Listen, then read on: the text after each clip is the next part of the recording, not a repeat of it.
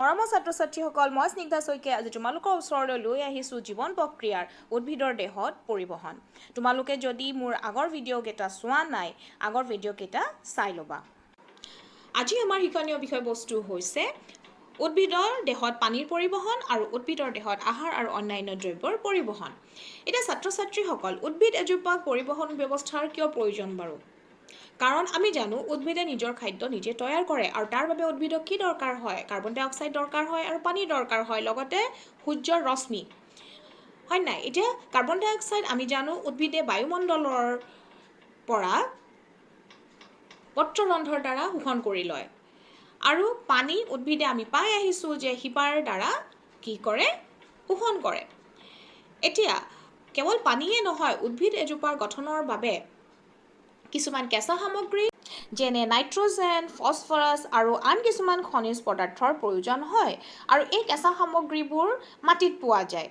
উদ্ভিদে এই পদাৰ্থবিলাক মাটিৰ পৰা শিপাৰ দ্বাৰা শোষণ কৰে আৰু উদ্ভিদৰ পাতত সালোকসংশ্লেষণৰ দ্বাৰা যি খাদ্য প্ৰস্তুত কৰা হয়, সেই খাদ্যও সেই পাতে গোটেই উদ্ভিদজোপালৈ কি কৰিব লাগিব? পৰিবহণ কৰিব লাগিব।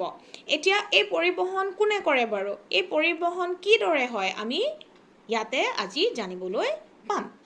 এতিয়া এইখিনিতে চোৱা, উদ্ভিদ এজোপাৰ মাটিৰ লগত সংলগ্ন হৈ থকা অংগ আৰু পত্ৰশৰীৰত বহন কৰা অংগৰ মাজত দূৰত্ব যদি কম হয়, তেতিয়া শক্তি আৰু আন কেঁচা সামগ্ৰীবিলাক সহজে ব্যাপন প্ৰক্ৰিয়াৰে গোটেই শৰীৰলৈ সৰবৰাহ কৰিব পাৰিব। কিন্তু ভাবি চোৱা, উদ্ভিদ বুলি কোৱাৰ লগে লগে ওখ ওখ উদ্ভিদবোৰ, হয় নাই? ডাঙৰ ডাঙৰ উদ্ভিদবোৰ, তাত ব্যাপন প্ৰক্ৰিয়াৰে তোমালোকৰ এই বস্তুবোৰ কি কৰিব নোৱাৰে? পৰিবহণ কৰিব নোৱাৰে। আৰু কি হয়? সেইবাবে কি লাগিব? এটা উপযুক্ত পদ্ধতি লাগিব, হয় নাই? এতিয়া উদ্ভিদৰ দেহৰ গঠন সাপেক্ষে শক্তিৰ প্ৰয়োজনীয়তাও বেলেগ বেলেগ হয়।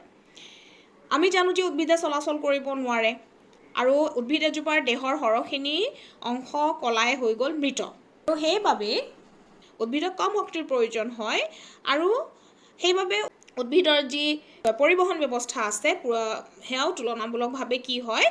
অলপ লেহেমীয়া হয়। বাৰু যিয়ে নহওক, যিমান দূৰত্ব হ'লেও পৰিবহণ তন্ত্ৰই ইয়াক কাৰ্যকৰী কৰি তোলে। আৰু এতিয়া এই পৰিবহণ, উদ্ভিদৰ যে পৰিবহণ হয় কিহৰ দ্বাৰা হয় জানানে? নলিকাৰ দ্বাৰা হয়। আৰু এই নলিকাবোৰক কোৱা হয় সংবহন নলিকা। আৰু এই সংবহন নলিকা কেইপ্ৰকাৰৰ? 2 প্ৰকাৰৰ, জাইলেম আৰু এয়া হৈছে চোৱা ফ্লোএম। জাইলেম কলা যি আছে, সেই জাইলেম কলাই কি কৰে? মাটিৰ পৰা পানী, কেঁচা সামগ্ৰী আৰু খনিজ পদাৰ্থসমূহ মাটিৰ পৰা শিপাৰ দ্বাৰা ওপৰলৈ লৈ যায়।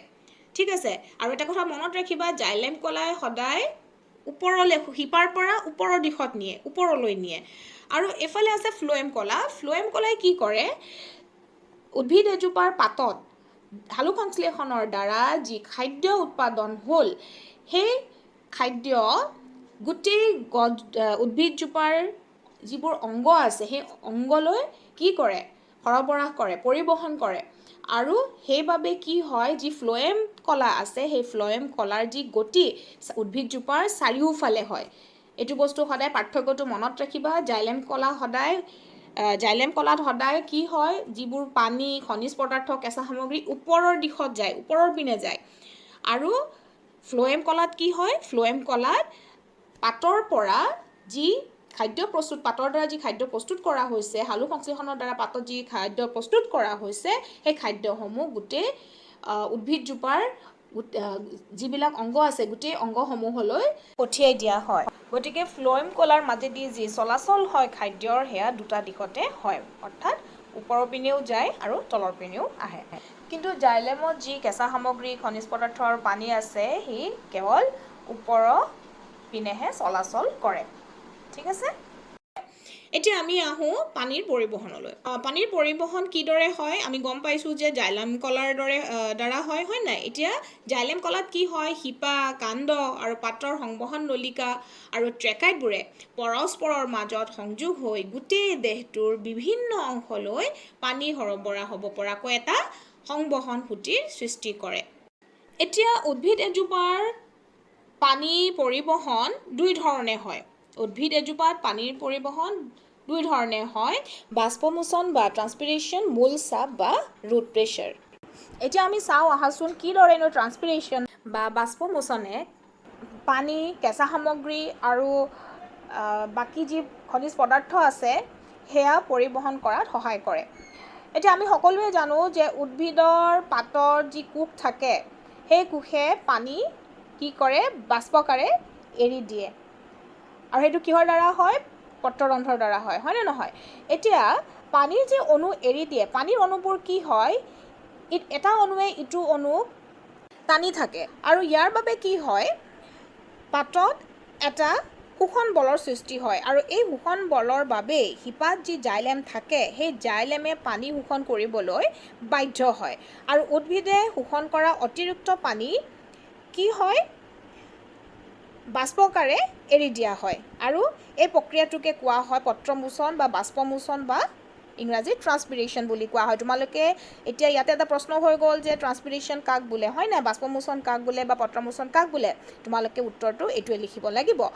এতিয়া তোমালোকে এতিয়া এই জাইলেমডালক এডাল পাইপৰ লগত তুলনা কৰি চোৱাচোন। আমি যেতিয়া গ্লাছ এটাত পানী বা জুচ লৈ পেলাই পাইপ এডাল দি পেলাই আমি ভিতৰলৈ, আমাৰ মুখৰ ভিতৰলৈ টানিম, তেতিয়া কি হ'ব? একেৰাহে পানীখিনি বা জুচখিনি আমাৰ ভিতৰলৈ গৈ থাকিব, হয় নাই, মুখলৈ আহি থাকিব। ঠিক সেইদৰে যেতিয়া পাতৰ কোষে পানীখিনি বাষ্পকাৰে এৰি দিয়ে তেতিয়া কি হ'ব, সেই যে শোষণ যিটো বল আছে সেই শোষণ বলটোৱে পানীখিনি তলৰ পৰা একেবাৰে শিপাৰ পৰা ওপৰলৈ টানি থাকিব, হয় নাই? তো আমি কি বুলি ক'ব পাৰোঁ যে এই জাইলেমডাল কি হয়, এডাল দীঘল পাইপ হয়। আৰু এটা কথা মই এইখিনিতে কৈ থ'ব বিচাৰোঁ যে এইবাৰ পানী যে এইদৰে এই কৌশলৰে পানী যে আনে, কিহৰ বাবে আনে বাৰু? কিয় বাৰু লাগে কোৱাচোন? কাৰণ পানী লগত কি আহে, যি কেঁচা সামগ্ৰী থাকে আৰু খনিজ পদাৰ্থ থাকে এইবোৰো পানীৰ লগত ওপৰলৈ আহে আৰু এইবোৰ পাততে থাকি যায় আৰু যি অতিৰিক্ত পানী থাকে সেই পানীখিনি ওলাই গুচি যায়। গতিকে আমি এতিয়া জাইলেমখনক কি ক'ব পাৰোঁ? ৰেলগাড়ী বুলি ক'ব পাৰোঁ, হয় নাই? য'ত কি লৈ আহে, এখন ৰেলগাড়ীয়ে পাতবিলাকলৈ কি লৈ আহে, কেঁচা সামগ্ৰী আৰু খনিজ পদাৰ্থ, পানী আদি লৈ আহে। কেঁচা সামগ্ৰী আৰু খনিজ পদাৰ্থবোৰ পাতত থাকি যায় আৰু অতিৰিক্ত পানীবোৰ বাহিৰলৈ ওলাই গুচি যায়। গতিকে বাষ্পমোচনে কিদৰে পৰিবহণত সহায় কৰে? বাষ্পমোচনে পানী আৰু তাত দ্ৰৱীভূত হৈ থকা খনিজ লৱণবিলাক শোষণ আৰু শিপাৰ পৰা পাতলৈ ঊৰ্ধ্বমুখী গতি লাভ কৰাত সহায় কৰে আৰু ই তাপমাত্ৰা নিয়ন্ত্ৰণ কৰি ৰখাটো সহায় কৰে। এতিয়া তোমালোকে কথা এটা চিন্তা কৰাচোন। আমি জানো যে বাষ্পমোচন কেতিয়া হ'ব? দিনত হ'ব, সূৰ্যৰ পোহৰত হয়। গতিকে ৰাতি কি হ'ব? ৰাতি এতিয়া যিবোৰ পানী ওপৰলৈ গৈ আছিলে, বাষ্পমোচন যিহেতু নাই গতিকে তললৈ গুচি আহিব। সেনেকুৱা হ'ব লাগে নে নালাগে? কিন্তু হয় জানো তেনেকুৱা? নহয়, ৰাতিও এই পৰিবহণ চলিয়ে থাকে। কেনেদৰে সম্ভৱ হয় বাৰু? এইটো সম্ভৱ হয় ৰুট প্ৰেছাৰৰ দ্বাৰা বা মূল চাপৰ দ্বাৰা। মই তোমালোকক এতিয়া ভালকৈ বুজাই দিওঁ, চোৱা। চোৱা, এয়া হৈছে কি শিপা আৰু এয়া হৈছে মাটি। আৰু মাটিত কি আছে? খনিজ পদাৰ্থ, কেঁচা সামগ্ৰীবোৰ আৰু পানী। এতিয়া এই শিপাত যি চুলি আছে, শিপাৰ যিবোৰ চুলি শিপা আছে, এই চুলি শিপাবোৰে কি কৰিব, এই মাটিত যিবোৰ নাইট্ৰজেন, ফছফৰাছ আদি বিভিন্ন খনিজ পদাৰ্থ আদিবোৰ আছে সেইবোৰ ভিতৰলৈ টানিব, শোষণ কৰিব। কিন্তু এই কাম শিপাই কিদৰে কৰিব? এনেইতো শোষণ হৈ নাযাব। তাৰ বাবে শিপাই শক্তি ব্যৱহাৰ কৰে। কি ব্যৱহাৰ কৰে? শক্তি ব্যৱহাৰ কৰে। আৰু সেইবাবে এই যোনটো কৌশল আমি ইয়াক কওঁ সক্ৰিয় পৰিবহণ বুলি। কি বুলি কওঁ? সক্ৰিয় পৰিবহণ। ঠিক আছে? এতিয়া যেতিয়া এই পদাৰ্থবিলাক ভিতৰলৈ আহিব তেতিয়া ভিতৰত কি হ'ব? পানীৰ গাঢ়তাটো কমি যাব আৰু বাহিৰত পানীৰ গাঢ়তাটো বেছি আছে। এতিয়া কি হ'ব? আগতে আমি পাই আহিছিলোঁ যে পানী সদায় কি হয়, আশ্ৰিতি প্ৰক্ৰিয়াৰে উচ্চ গাঢ়তাৰ পৰা নিম্ন গাঢ়তালৈ যায়। এতিয়া নিম্ন গাঢ়তা ক'ত আছে? চুলি শিপাবোৰত আছে। গতিকে পানী ক'লৈ যাব? নিম্ন গাঢ়তালৈ যাব আৰু পানী ভিতৰলৈ যাব। আৰু এইদৰে শিপাই কি কৰে? এই সক্ৰিয় প্ৰক্ৰিয়াৰ দ্বাৰা বা এই সক্ৰিয় পৰিবহণৰ দ্বাৰা পানী টানি লৈ যায় বা পানী শোষণ কৰে। বুজি পালা? পানীৰ লগত ভিতৰলৈ আৰু কি যাব? এই পদাৰ্থসমূহো পানীৰ লগত ভিতৰলৈ যাব আৰু গৈ পাতবিলাকে এই পদাৰ্থবোৰ ধৰি ৰাখিব আৰু পানী, যিবোৰ অতিৰিক্ত পানী আছে সেয়া বাষ্প হৈ বাহিৰলৈ গুচি যাব। এতিয়া আমি আহোঁ আহাৰৰ পৰিবহণলৈ। এতিয়া সালোকসংশ্লেষণ প্ৰক্ৰিয়াত যি দ্ৰব্যসমূহ উৎপাদিত হয় বা পদাৰ্থসমূহ উৎপাদিত হয়, সেই পদাৰ্থসমূহৰ পৰিবহণক খাদ্য সংবহন বা খাদ্য স্থানান্তৰণ বুলি কোৱা হয় আৰু ইয়াক ইংৰাজীত ট্ৰেন্সলোকেশ্যন বোলা হয়। আৰু ই ক'ত হয়? তোমালোকক মই আগতেই কৈছিলোঁ যে সংবহন যিবোৰ নলিকা, তাত কি আছে? তাৰ দুটা প্ৰকাৰ আছে, দুই প্ৰকাৰৰ হয়। কি? জাইলেম কলা, যাৰ দ্বাৰা পানী আৰু অন্যান্য খনিজ লৱণসমূহ পৰিবহণ হয়, আৰু আনটো হৈছে কি? ফ্ল'এম। আৰু এই ফ্ল'এমৰ দ্বাৰাই কি হয়? এই আহাৰ আৰু অন্যান্য যি দ্ৰব্য আছে তাৰ পৰিবহণ হয়। এতিয়া ফ্ল'এমে কিদৰে খাদ্য পৰিবহণ কৰে সেয়া জানিব হ'লে তোমালোকে ফ্ল'এমৰ গঠন জানিব লাগিব, আৰু ফ্ল'এমৰ গঠনৰ সম্পৰ্কে তোমালোকে পঢ়ি আহিছিলা নৱম শ্ৰেণীত। তথাপিও মই তোমালোকক অলপ কৈ দিওঁ। ফ্ল'এম কলা চাৰিবিধ কোষেৰে গঠিত: চালনী নলিকা, সংগী কোষ, ফ্ল'এম তন্ত্ৰ আৰু ফ্ল'এম পেৰেনকাইমা। ফ্ল'এম তন্ত্ৰৰ বাহিৰে বাকী গোটেইকেইটা কোষেই হৈছে সজীৱ বা জীৱিত কোষ। বুজি পাইছা? এতিয়া চালনী নলিকাৰ যি কোষ আছে সেই কোষবিলাক হৈছে চুঙা আকৃতিৰ আৰু কোষবেৰখন ৰন্ধ্ৰযুক্ত, আৰু এই কোষবেৰখন ৰন্ধ্ৰযুক্ত হোৱাৰ বাবে, চালনী নলিকাৰ কোষবেৰখন ৰন্ধ্ৰযুক্ত হোৱাৰ বাবে যি খাদ্য থাকে সেই খাদ্য কি হয়? পাৰ হৈ যাব পাৰে। গম পাইছা? এই কোষবেৰৰ মাজেদি কি হৈ যাব পাৰে? সৰকি যাব পাৰে। এতিয়া ফ্ল'এমে যে কেৱল সালোকসংশ্লেষণ প্ৰক্ৰিয়াত উৎপাদিত দ্ৰৱণীয় পদাৰ্থবিলাকে পৰিবহণ কৰে তেনে নহয়, ইয়াৰ উপৰিও এমিনো এচিড আৰু আন কিছুমান পদাৰ্থও পৰিবহণ কৰে। এইবিলাক পদাৰ্থ বিশেষকৈ শিপা, ফল, বীজ আৰু বিকশিত অংগলৈ স্থানান্তৰণ ঘটে।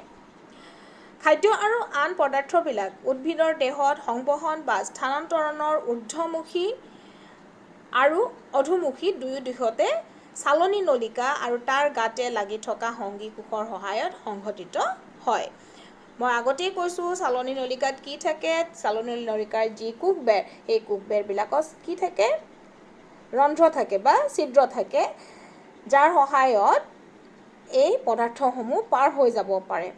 এতিয়া আমি চাওঁ আহাচোন কিদৰেনো ফ্ল'এমে এই পৰিবহণ কাৰ্য সংঘটিত কৰে।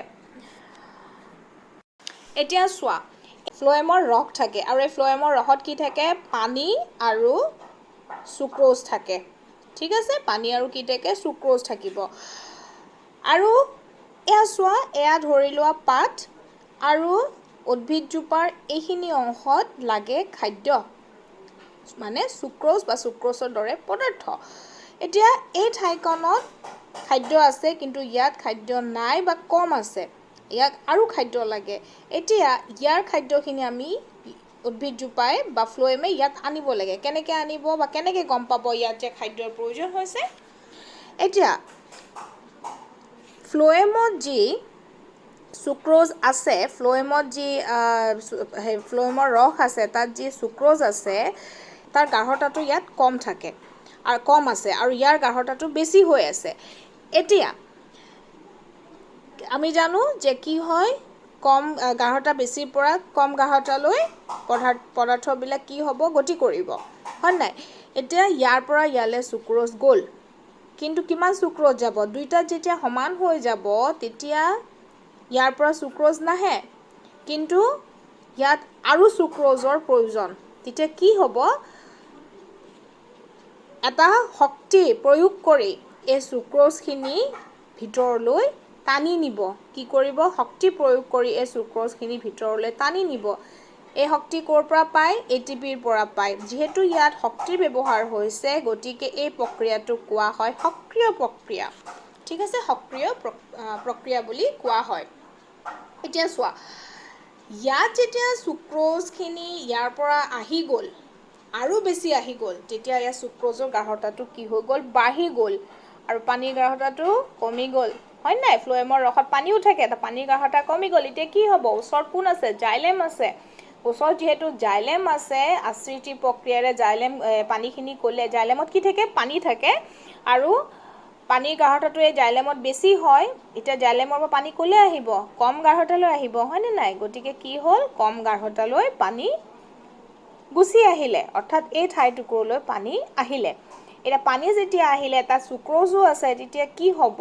তাত এটা চাপ পৰিব। তোমাৰ ভাবাচোন, এটা হেঁচা এটা পৰিব, পানী একদম গোটেই পানী ভৰ্তি হৈ গৈছে, তাত চুক্ৰ'জ ভৰ্তি হৈ গৈছে, সেই জেগাটো কি যাব? ফুলি যাব। ফুলি গৈ পেলাই এটা হেঁচা প্ৰয়োগ কৰিব সেই ঠাইটুকুৰত, হয় নাই? এটা চাপ প্ৰয়োগ কৰিব, আৰু তাত উচ্চ চাপৰ বাবে কি হ'ব?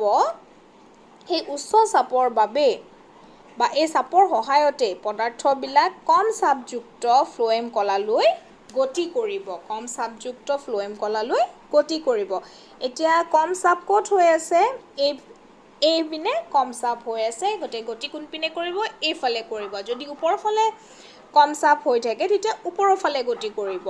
এতিয়া আহিলে তললৈ পানীখিনি, লগতে চুক্ৰ'জ আৰু তাৰ দৰে যি পদাৰ্থবিলাক আছে সেইবিলাক আহিলে। এতিয়া খাদ্য ক'ত দৰকাৰ হৈ আছিলে? এই ঠাইটুকুৰত, হয় নাই? ইয়াত এই পদাৰ্থবিলাকৰ গাঢ়তা কম আছে, গতিকে কি কৰিব? কি হ'ব? আকৌ সেই একেই প্ৰক্ৰিয়া, গাঢ়তা কম আছে, গতিকে ইয়াত পদাৰ্থৰ গাঢ়তা বেছি আছে, বেছিৰ পৰা কমলৈ গুচি আহিব। যেতিয়া ইয়ালৈ পদাৰ্থবিলাক গুচি আহিল, ইয়াত পানীৰ গাঢ়তাটো কি হ'ব? বেছি হৈ যাব। ইয়াত পানীৰ গাঢ়তা বেছি হৈ যোৱাৰ লগে লগে আশ্ৰিতি প্ৰক্ৰিয়াৰে পানী আকৌ ক'লৈ গুচি যাব? ক'লৈ গুচি যাব? জাইলেমলৈ গুচি যাব। আৰু এই ধৰণে ফ্ল'এমে কি কৰে? যি খাদ্য তৈয়াৰ কৰে, পাতে যি খাদ্য তৈয়াৰ কৰে, লগতে মই কৈছিলোঁ আগতেও তোমালোকক, এমিন' এচিড, তাৰপিছত আৰু আন কিছুমান পদাৰ্থ এইবিলাক পৰিবহণ কৰে। বুজি পালা সকলোৱে? এতিয়া তোমালোকে কি কৰিবা? আকৌ এবাৰ কিতাপৰ পৰা এইখিনি পঢ়িবা। পঢ়িলে কি হ'ব? মই যিখিনি তোমালোকক বুজাই দিলোঁ, সেইখিনি তোমালোকে আৰু ভালদৰে মনত ৰাখিব পাৰিবা।